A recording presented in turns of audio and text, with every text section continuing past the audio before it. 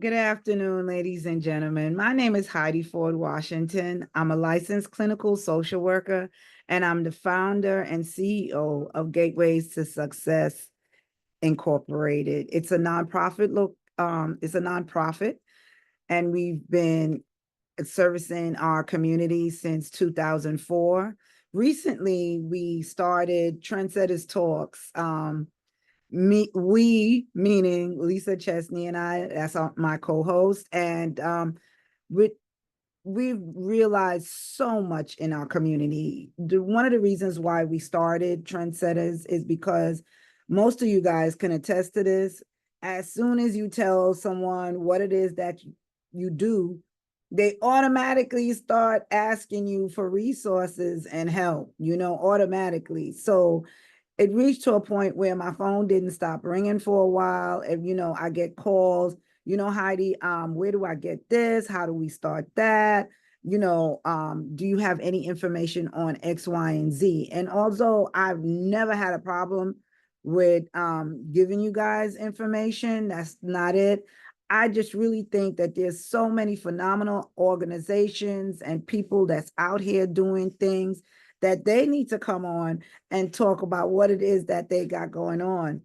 Not only community-based organizations, we have dynamic entrepreneurs. Lisa has met so many people that have written books, that have made hair and skin products, that are photographers, designers. We have such talented people in our communities, and they're opening up mom and pop shops, and they need our support. We need to start supporting our local Black vendors so that we can really, really bring money back into our communities. We be talking a lot more with Claudius Phillips, who is someone who has that type of information and knowledge for the vendors and supporting vendors. Um, we speak to community leaders. My gosh, it's been such a amazing, amazing year. I've met so many people that are out there on the forefront. Um, we got people like Jabril Jalal of the Flossie, Calvin Sennen of Visit Canarsie. We got so many, so many, so many others. Ruth Fleury. We got uh, Digital Girls Inc. We have so many people that are out there doing such dynamic stuff, foot on the ground, trying to promote things. And, we need, as I said, we need to encourage the conversation. Hey, I'm out there, so that they can get support and we can get the knowledge and information that we need and the resources to help us. We got community leaders, as I said, sitting down, talking to people one-to-one to find out what's their standpoint and how they allocate funding. A lot of us don't have the time to go to the community meetings that they have once a month, but I am encouraging you guys to go out and hear what's going on in your community, what's opening up. A lot of times we just notice something open. Oh, but at these meetings, these things are addressed. Intentions on coming into our communities are spoken about, and we have the right to yay or nay anything that's going on in our community. We have the right to open our mouth and speak about things that may be a bit, pressing, a bit stressful.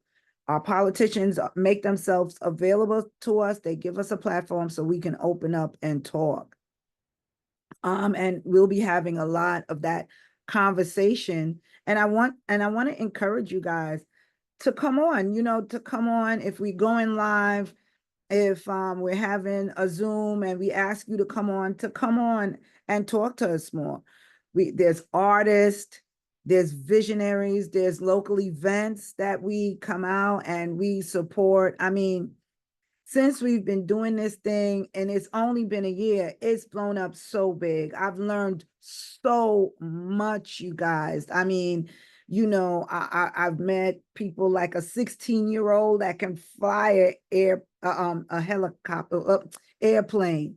And we have a 14-year-old that has his own glasses shop right here in Brooklyn. I believe it's out there on Sutter. There's so many people doing so many dynamic things, and we're going to have them on. We're going to talk to them more so that we can support them and they can support us. That's the main thing. We're trying to rebuild our communities, our Black communities across New York City and the metropolitan area. And we want you guys to get involved. We want you guys to support. We want you guys to be informed, most importantly.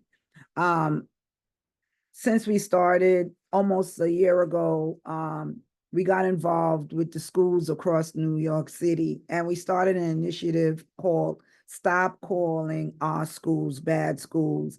And that's to promote the positive side of some of these schools that had a negative narrative written over them for the past 30, 40 years. I remember when those schools were bad. Now I'm going in them and they got hydroponic labs and all kind of AI and all kind of future forward things and plannings and debate teams and so many things that our children should be taking advantage of, but we don't know about them.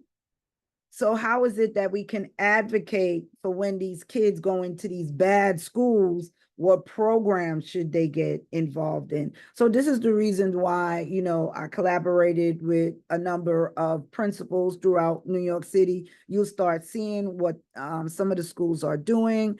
Some of the schools have turned their curriculum completely around to try to cater to the needs of our Black and brown communities, especially with the influx of the migrants. It's a wonderful, phenomenal job. And we have to have that constant conversation so that they can continue to get supports. We have to reach out. We have to try to support our school systems more.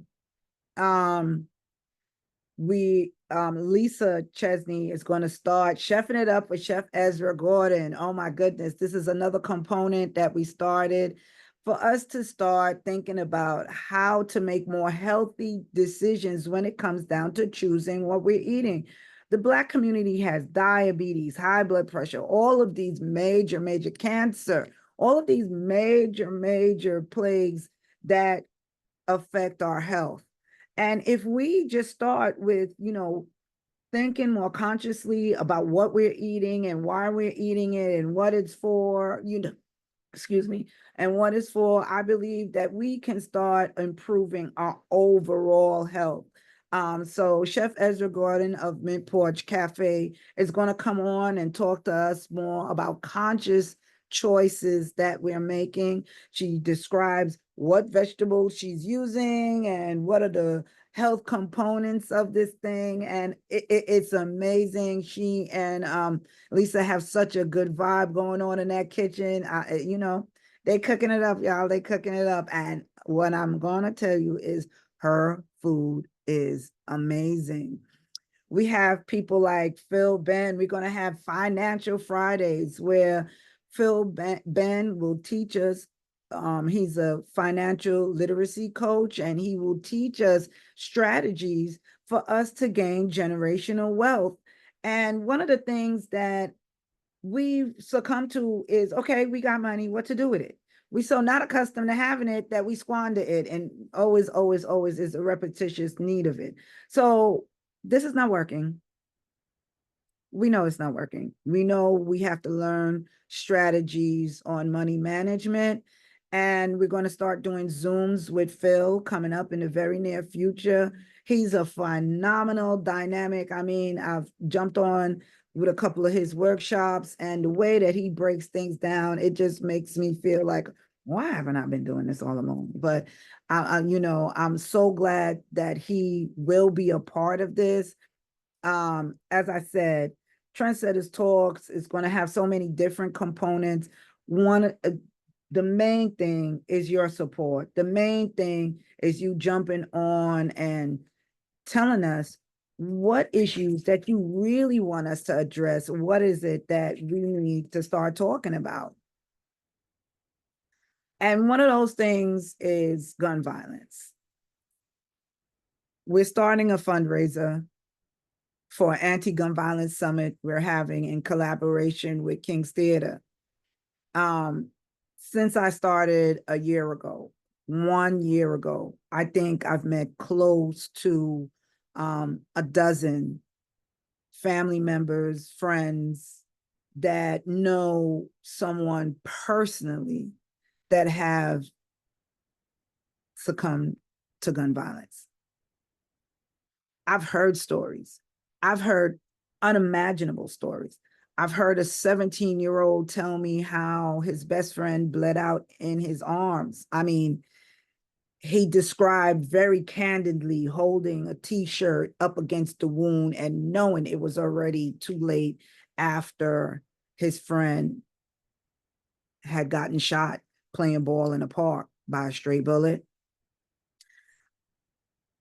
I know a brother who's still walking around with his brother's blood on his slippers. His brother got shot in his neck and in his chest and bled out in feet outside of their house, stumbled into his home, into his brother's arms, and bled out.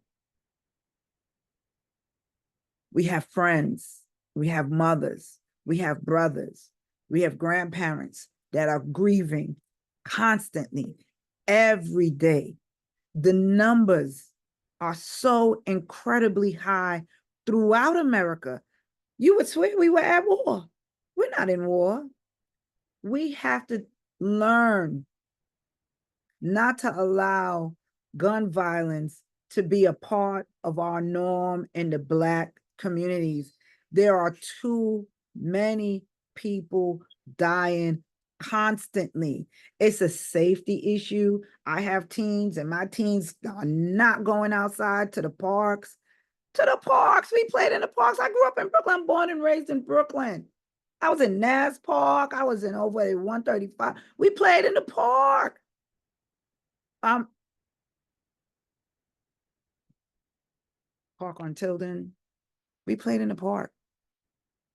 We played in the park. So I don't understand how come it's not safe to sit in a bus stop anymore. The other day, an 86-year-old woman got shot sitting, just sitting, chilling, getting the fresh air.